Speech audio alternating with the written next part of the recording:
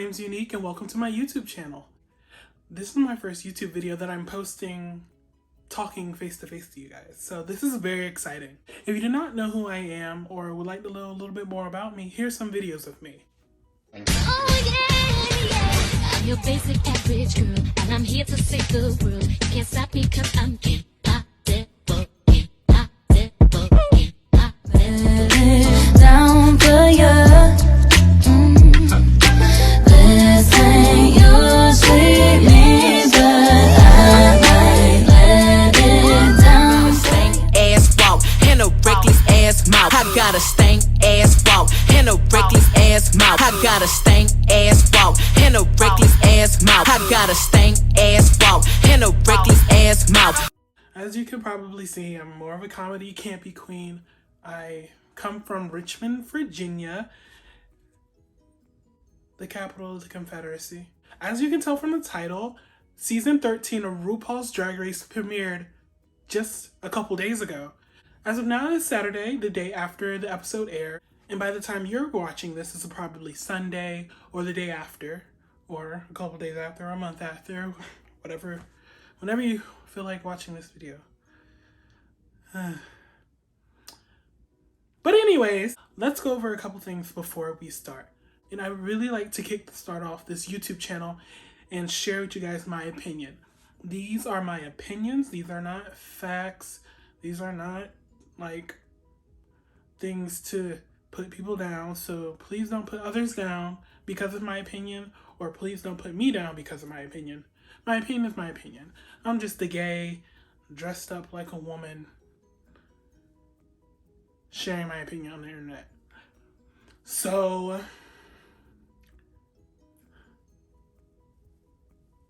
let's be nice. Please like and share this video, and if you want to leave a comment, tell me who your favorite entrance look was, and tell me what you think of the new season. Like, this is crazy. This is another season of Drag Race. I'm excited. I'm literally excited.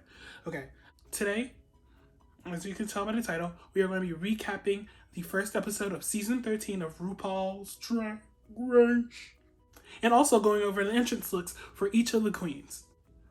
The episode kicks off with, the traditional Ru laughing in the distance, welcome to a new season, yada, yada, yada. And then the first queen walks in, which is Candy Muse, followed by Joey J. At first, this seems like a typical season where, like, the queens enter, they have a chat, then they introduce the next queen, then those queens have a chat. But this season switched it up. Instead of calling in the third girl, the Ru alarm goes off. This surprised me when I first watched it, and I know it had to spook the hell out of the girls when they experienced it. And honestly, Candy Muse's face was all of our reactions.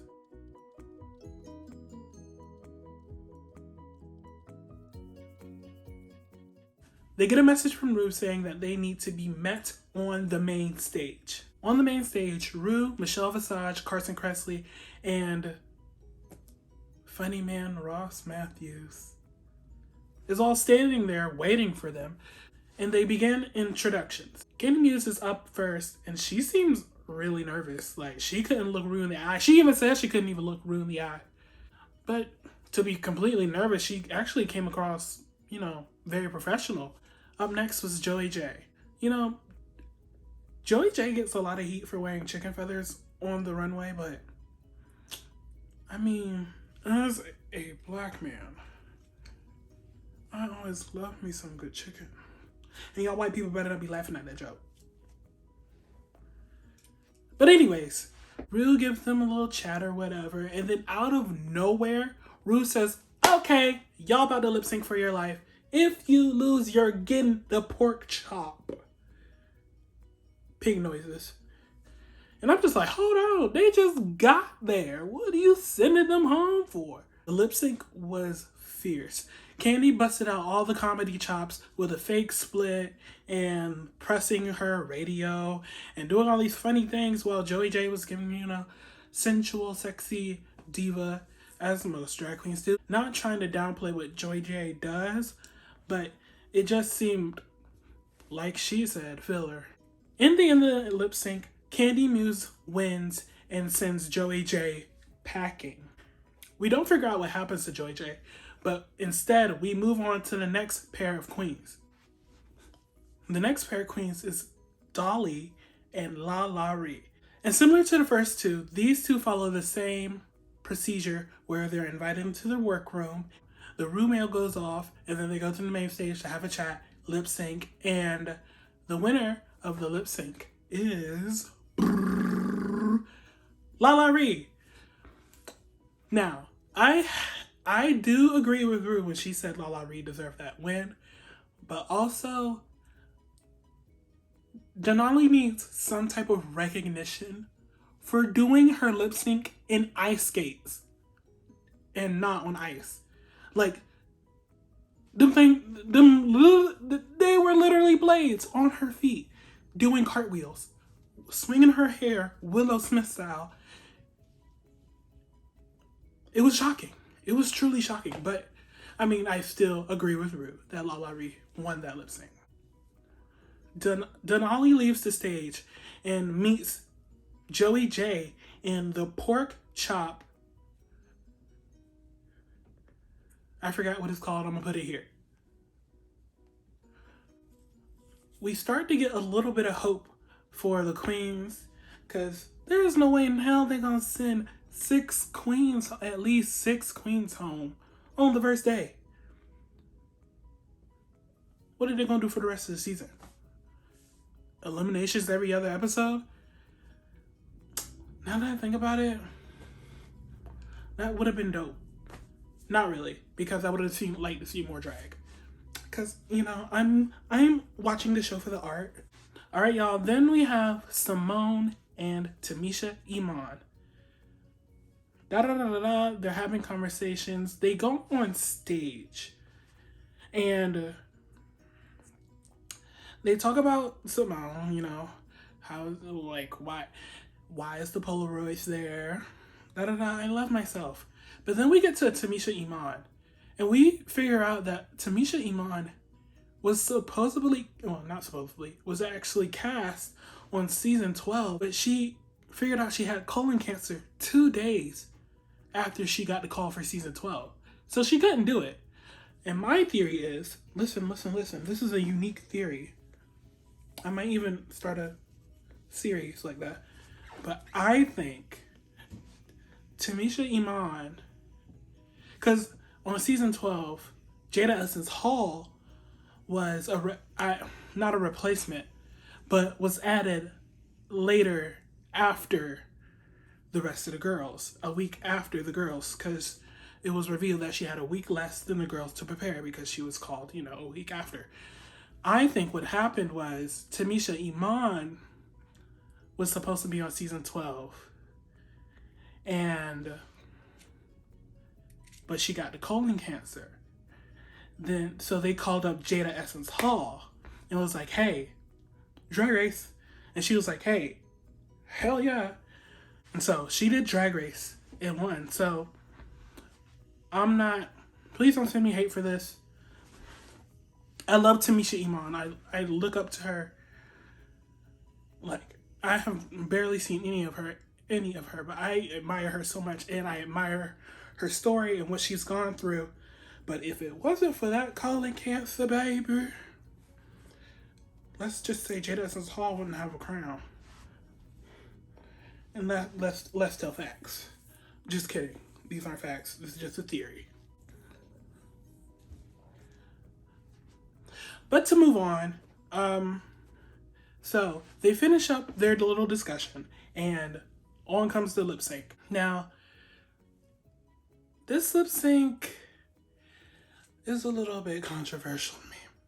It's battling in my mind because I feel like Tamisha won this, but also I feel like Simone won it. And let me explain myself.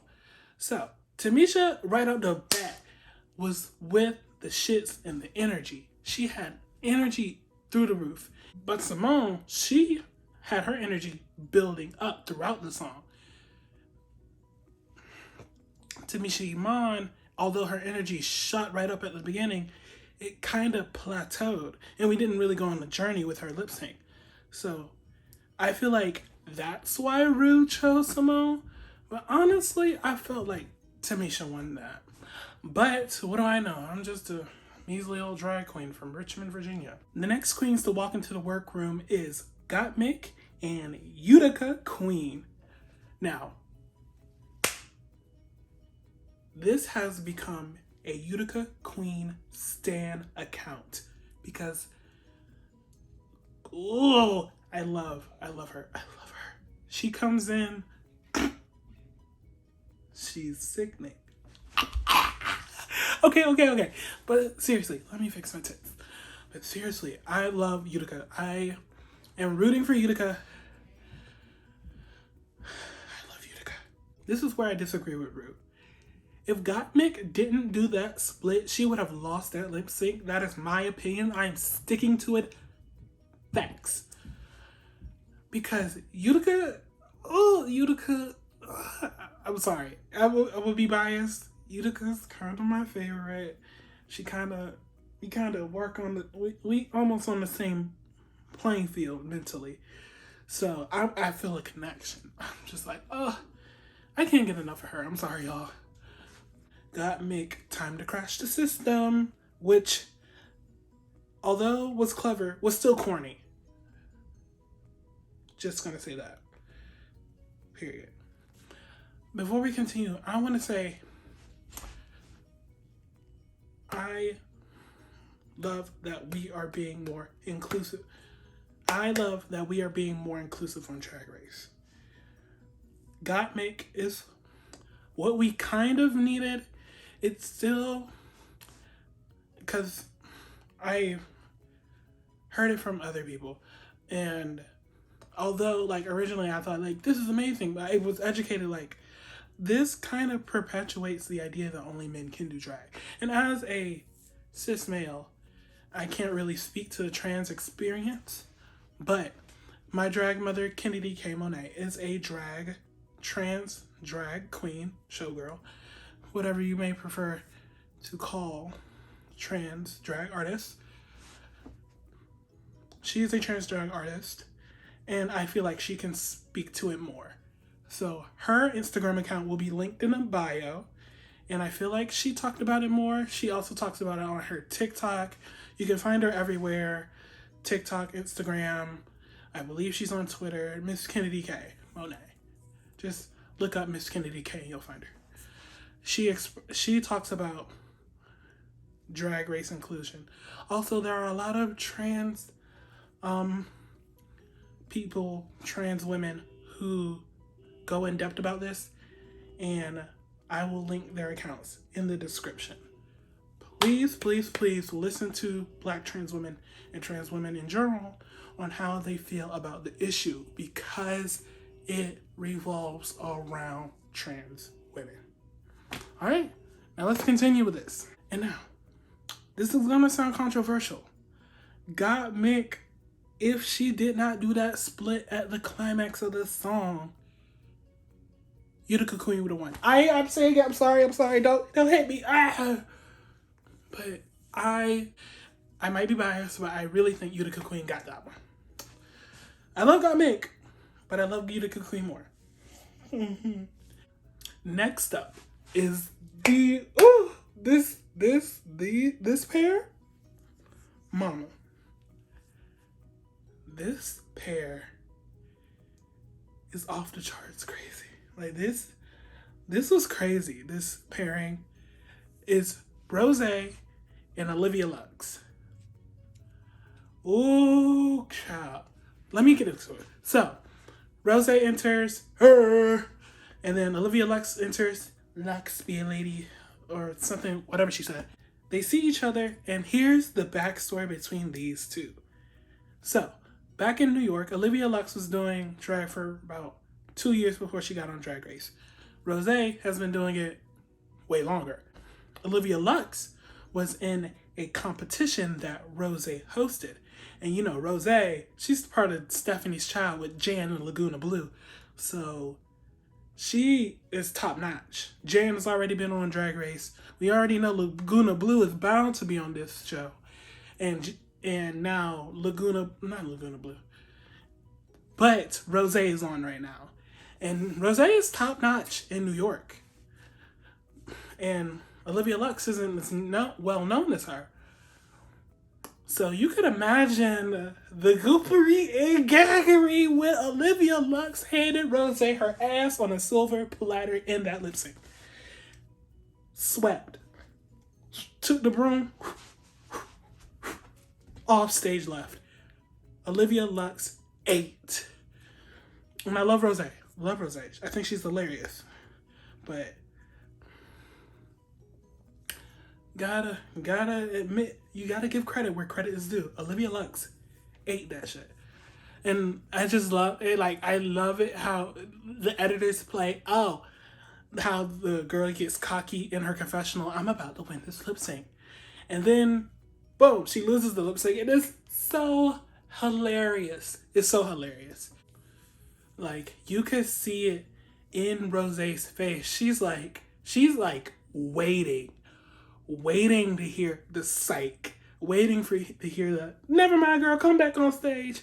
She's waiting for that. And she's walking off like, okay, I'm leaving. I've been eliminated. I lost to a girl that I hosted in a competition. I'm leaving. Toodaloo. It's so cringy. It's so cringy. And you can see in her face for the rest of the episode and in Untucked that she is not having it. It's the face crack, the same face crack that Jan had. It's really coming full circle. If Laguna Blue does the same thing, I'm tossing myself off a bridge in laughter. It's hilarious. But also, it's kind of traumatizing. Traumatizing. It is traumatizing. I give her that. But it's also hilarious. As a viewer. As a contestant, it may have been traumatizing, but as a viewer, gold. Next, we move on to the final lip sync. K Monet and Elliot with 2 T's and Tina Burner. Now, Tina Burner and Rose have a little bit of beef. I think they're gonna tackle this further in the season, but apparently Tina Burner does not like the God complex that Rose have. That's what I'm getting from it. And Rose is aware of Tina Burner's resentment towards Rose. And I think this is gonna bubble over in future episodes. Or maybe a spark may fly. I tell y'all I do this comedy shit. But anyways, let's continue. K Monet, Elliot with 2 T's, and Tina Burner go on stage. Another little chat in the lip sync. Now this lip sync, I don't know. Because, I mean, obviously Tina Burner won. And Elliot with 2 T's and K Monet lost. But if there were 2 winners, I don't know. Y'all let me know in the comments. If there were 2 winners, who would have been the other winner? Elliot with 2 T's or K Monet? I think K Monet. Now, it's going to be controversial because Elliot did the classic do a split at the climax of the song routine that every Rue girl does. I'm not going to lie, I have done it too. I haven't done a full split, but I did a jazz split. And it's what classic drag queens do. It's a big hoorah. But K Monet did it at the last beat of the song, which I thought was pretty interesting. She did a death drop. Not death drop. Ooh. She did a dip at the end of the song, which I thought was interesting. Either way, they both lost. I don't even know why I'm back talking about this. Tina Burner, being the comedy queen she is, won the lip sync. And K Monet and Elliot with 2 T's sashayed away. Now, let's go to the Pork Chop Lounge, where all the eliminated queens congregated. Now, everybody, all the young queens are like, oh my gosh, classic Drag Race, with these twists and turns, all golly. I can't wait to continue this season. Meanwhile, Tamisha Iman is like, y'all just don't know when y'all lost, did y'all? Y'all just don't know when it's over. She said, go home, and that's what we about to do. And then RuPaul, on the overhead mic, this is also traumatizing, but this is also a moment where it's traumatizing to the participant, but hilarious to the viewer. And that is, she goes on the microphone and says, yeah, the bus coming to get y'all. Bye. And it's so hilarious. It's so hilarious. It's so hilarious. And all the queens are like, but I thought we were going to be here. Tamisha Iman was like, told y'all.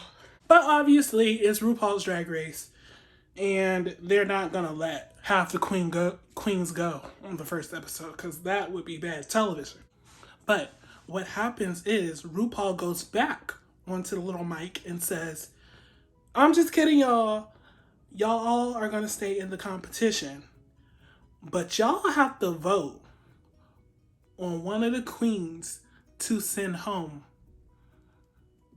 Like, y'all have to vote on which queen y'all gonna send home.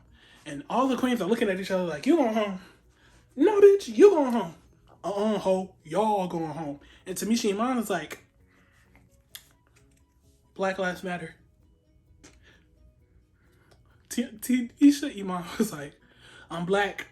Y'all send me home. All y'all getting canceled. I know how social media work. It's hilarious. This whole interaction is like I said, traumatizing to the participant, but hilarious to the viewer. And I love it. Love it. And that concludes the episode. But here's what I think is going to happen in the next episode. They kind of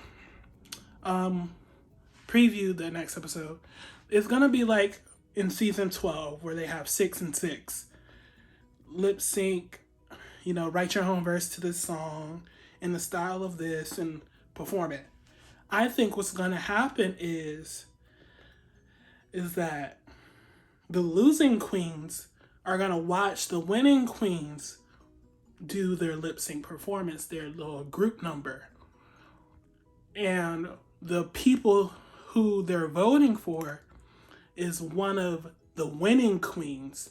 And then it's going to happen vice versa, where the winning queens are going to watch the losing queens do their thing, and the winning queen is going to pick someone to be in the bottom.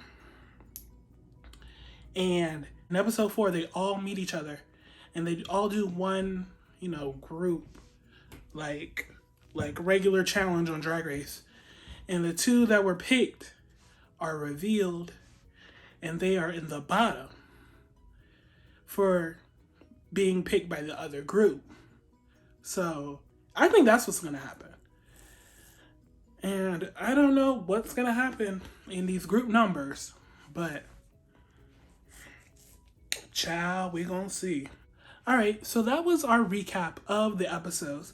But now let's get into the entrance looks. First up, we have Denali.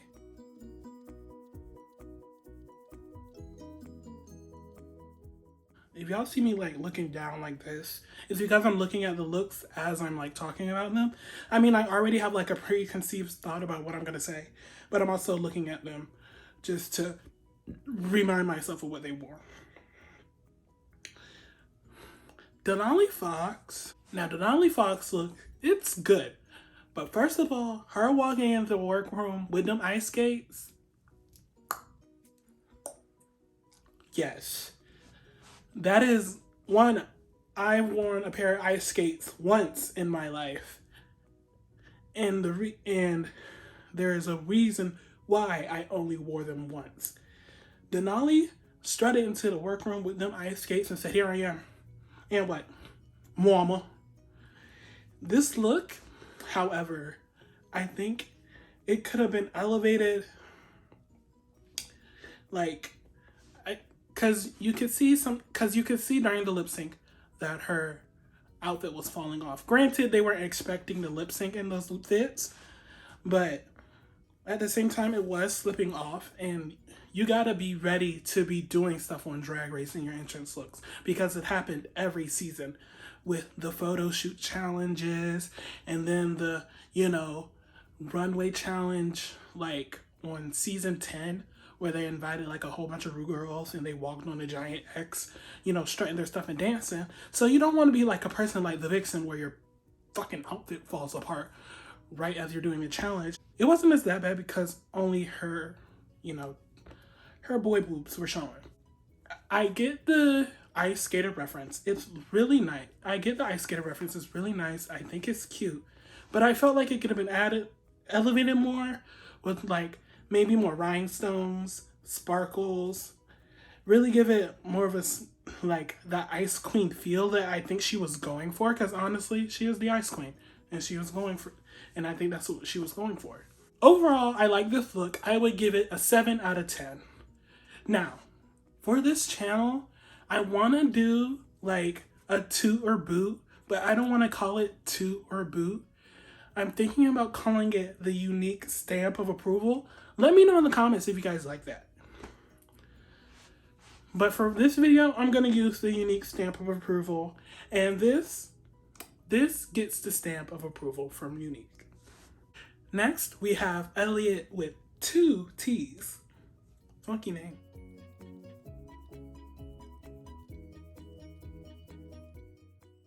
Elliot with 2 T's came in strutting with the colorful jacket and the red ensemble going on with the pink hair, pink wig, thick ass, give him whiplash. But I'm sorry, I don't know what came over me. Nikki. And Nikki showed a picture of her son. Hello. Her son is cute. But back to Elliot with 2 T's. When she explained her style of drag, I instantly got the look. I kind of got the look. I couldn't put my finger on it at first, but once she explained it, boom, I got it. This look, it's good. It's good. It's in the better half of the looks. I think either the wig should have had more volume or less volume. It's sitting in the awkward halfway volume stage, and I thought a difference in volume either direction would have been nice. Other than that, that fit is nice. It's pretty average, but it's still nice. And I would give it a 7 out of 10. Unique stamp of approval. Unique stamp of approval. Boom. Next up, we have Got Mick.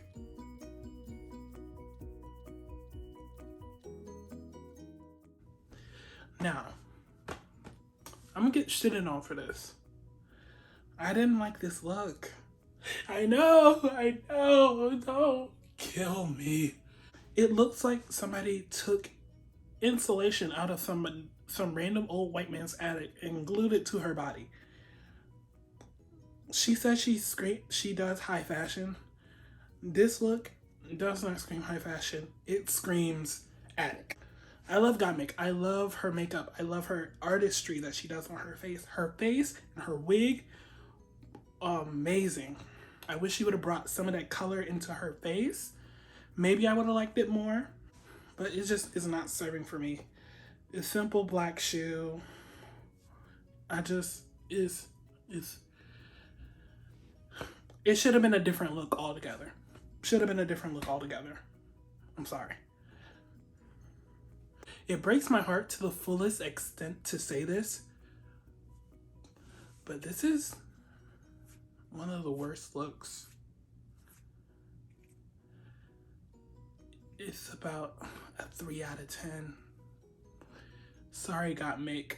We love you, but we're gonna put your application to the side. We'll let her sit over there, simmer for a bit. Not really. I'm sorry. It didn't do it for me. Following her, it's Joey J.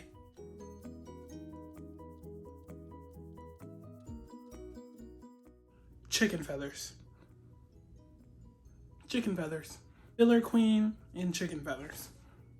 This look is average. It's average. I really like Candy Muse made a big deal about the chicken feathers. I really didn't care if they were chicken feathers. Chicken feathers are cheap. Some bitches are cheap, Candy. I'm sorry. It's good. I would give it a 7 out of 10. It got the unique stamp of approval. Not much to say about it. It's good. Love the hair. Love the makeup. It just was average. And also, I thought this bitch didn't wear wigs. All right, you guys. Next look is Kamora Hall's. This is Kamora Hall's. Kamora Hall. It's Kamora's look.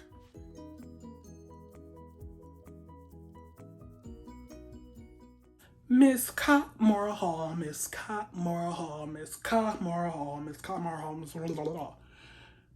Miss Kamora Hall did the damn do with this dress. This dress is beautiful. This dress is stunning. The wig, however, I wish it was that traditional, you know, side part coiffed wig that didn't have like run on in the back, but it was just sculpted all the way around. Because this doesn't really, the wig she's wearing with it doesn't really suit it well, suit the dress well. Also, every dress I've seen her in so far is at a awkward length. It's at that length where Caprice cut off, and it's either gonna be at the knee or dragging the floor, because this on the shin type shoes ain't working for me. Bob Mackie, you work with this girl. Make this dress better. Okay. Get her measurements right. She ain't 5'2". Well, she may be 5'2", I don't know. But she definitely ain't as short as you measuring her dress in. I love the feathers. I think they're feathers. They're feathers or the fur that's going around her shoulders that really gives the body definition. If she would have worn more hip pads, it would have been absolutely perfect for me. Other than those 3 things, I think this look is downright gorgeous. And this is like an 8 out of 10. Unique stamp of approval. Unique stamp of approval. Bam! Alright guys, next we have the hilarious Candy Muse.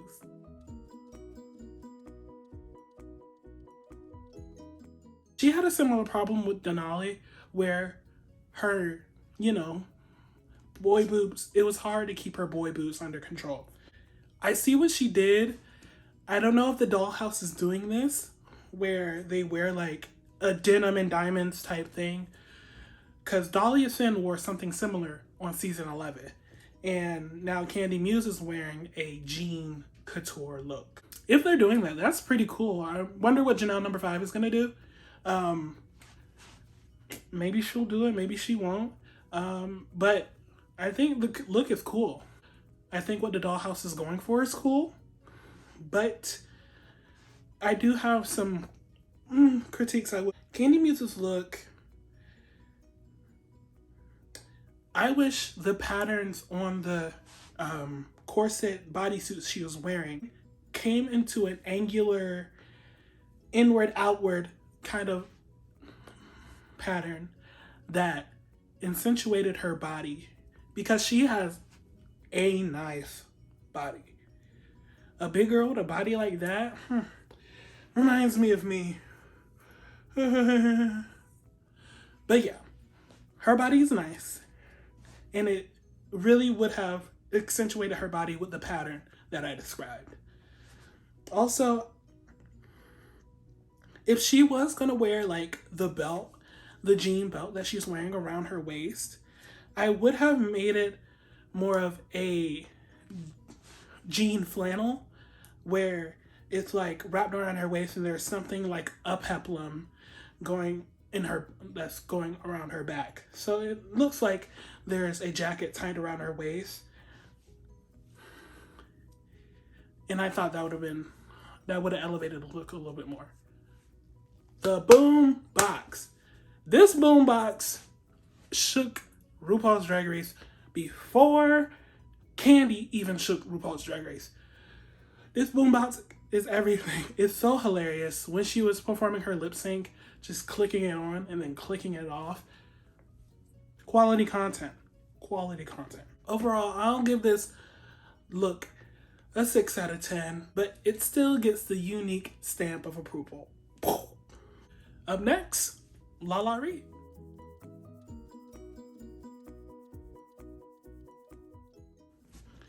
LaLa Ri. With LaLa Ri, before I even get started with her look, I love the little clip of her editing, like her entrance, like the edited clip she has of her entrance look in her Instagram. I think that's so cool. I'm thinking about doing that when I eventually get on Drag Race. Just kidding. Who's gonna put me on Drag Race? Anywho, let's get into the look. The look is simplistic, but it kind of speaks volumes. She really didn't set our expectations high with her reveal look and her promo look. So I wasn't really expecting much from her, but this went over those expectations. Not by a lot, but it still went over them. I think this look is cool. I think she would have benefited with something on her legs. Maybe if she wore a thigh-high boot to cover up the legs a little bit, just to give a little bit more sex appeal. Because you know Miss LaLa Ri about that sex appeal. I think what would have worked better with this outfit she has on if she had a belt on. And I could see in her heels that she had like a black strap, like black stripes going on it. If she had thigh-high boots with those black straps and a belt that was white with 2 black straps on the outside of the belt, it would have been it for me. That would have been cool. That would have been amazing. This look is tough. I'm debating between a 5 and a 6, and the 5 is not approving it, and 6 is approving it. So I'm gonna be generous. Black Lives Matter, 6. Stamp of approval. Next queen.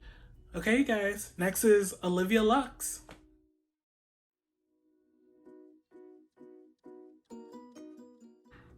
Olivia Lux's look, I'm gonna start off from the bat saying I like it. I like it. I like it. I like it.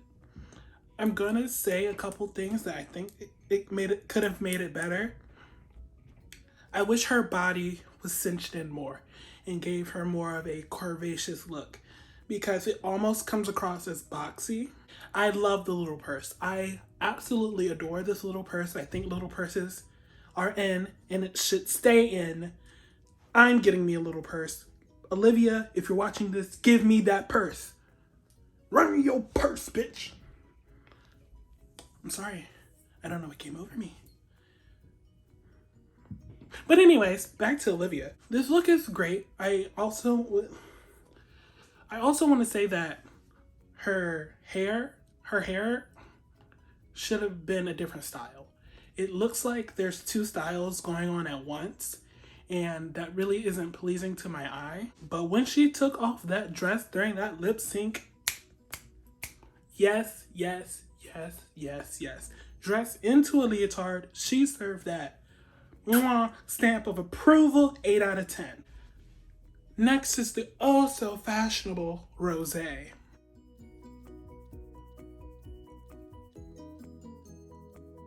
Rosé's look overall is nice. I like the concept that she was going with. I like that she was sticking to her brand of all pink and the concept that she was going with. Like this kind of before 2000, I'm not sure what like decade, but I'm gonna say 60s Cadillac, going to the diner, getting some sody pop type thing. More like Greek. I'm gonna make a after 2000s reference, but Teen Beach Movie, the bikers, but make it pink. Yes. It's nice. I like it. I love the light pink streak she has in her hair. The only thing I wish was it was more extravagant. It's not What would have made it better if it was more extravagant? I would have picked a different shoe. I would have went with a shoe that wasn't blue. In the picture, she's wearing a blue shoe, but everything else is pink. I'm not sure what she actually wore in the actual episode. I can't remember, but the light blue shoe with a pink outfit isn't really doing it for me. Overall, this look gets a 7 out of 10, and it gets the unique stamp of approval. Next up, we have Simone, the Ebony Enchantress.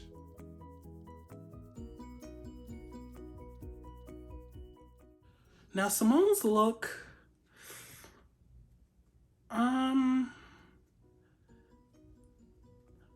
I get her message behind it, and I love her message behind it.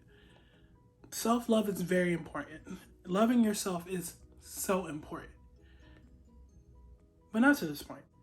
I mean, we get the looks with the promo look, all that hair, and then the reveal look with that body and the orange bikini with the trench coat, Ebony Enchantress everywhere. And then you get to the episode, and then it's this. Like, it has a strong message behind it. The execution was flawed. If she would have did something similar to like what Monique Hart did for the Drag on a Dime challenge on season 10, where she made like a sculpted fit out of those pictures, I would have howled in awe at that picture, at that dress, at that fit. Because I thought it would be, and to her, and to brand herself as a fashion queen, this is inspired by some fashion, I forget. But it just doesn't do it for me. I'm gonna have to give it a 5 out of 10. Sorry to Simone. But I give it a 5 out of 10, and it does not get the unique stamp of approval. We're gonna have to decline your application, Simone. All right, y'all. Next, we have the beautiful Tamisha Iman.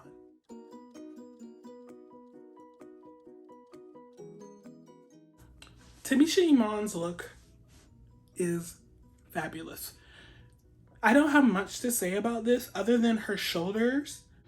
The points on her shoulders look like they were like almost caving in. I would have put some like chicken wire or some type of boning structure in the shoulders, the shoulder pads, to give them that sharp cone look instead of them looking like they're caving in on themselves. The look is quite simplistic, but I think it speaks volumes to what her drag is and who she is as a drag queen, as a female impersonator, as she puts it. And it's nice. It's quality content, and I like it. This look, I would say about an 8 out of 10. Boom, the unique stamp of approval. Next is Tina Burner.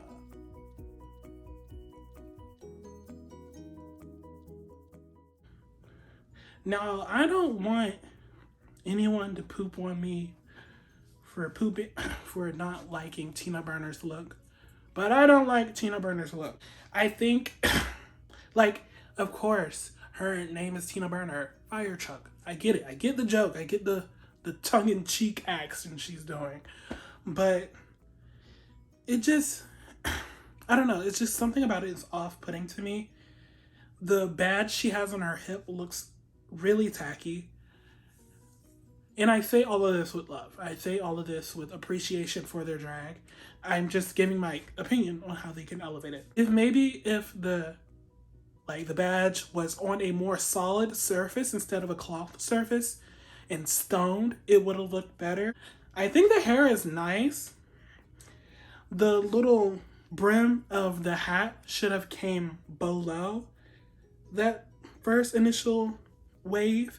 Or she could have wore like a red kitty cat wig with a fire truck hat. That would have been cool. Overall, this look does not get the unique stamp of approval. I'm sorry, Tina Burner, but we're going to have to decline your application. And last but certainly not least, we have Utica Queen. Ugh. Love her.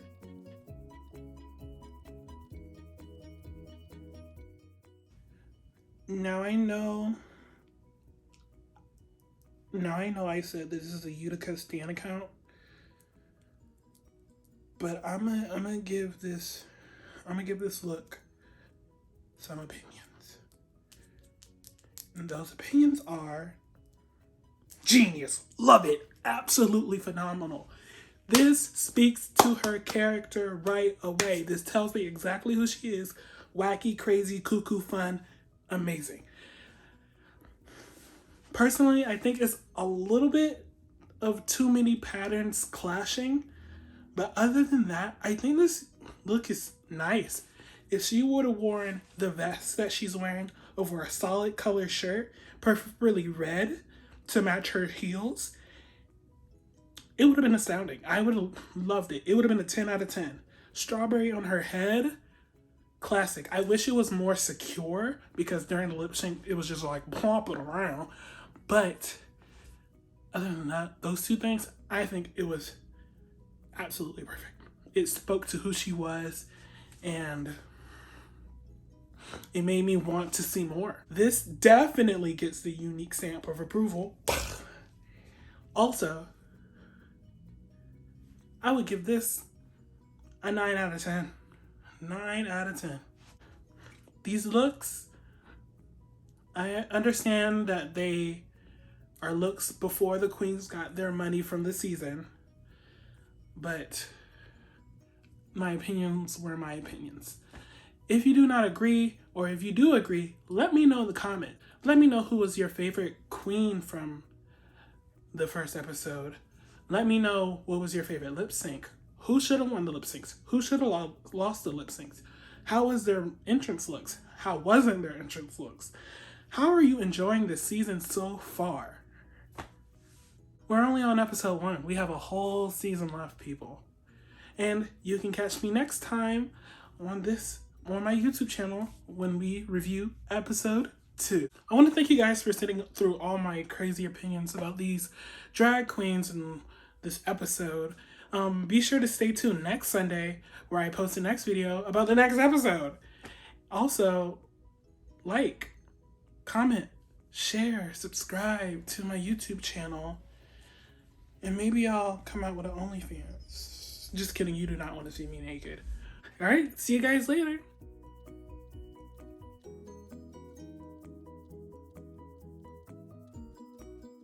Hey guys, did you like what you see? Make sure you click on one of these boxes that appear on the screen to watch my performance videos.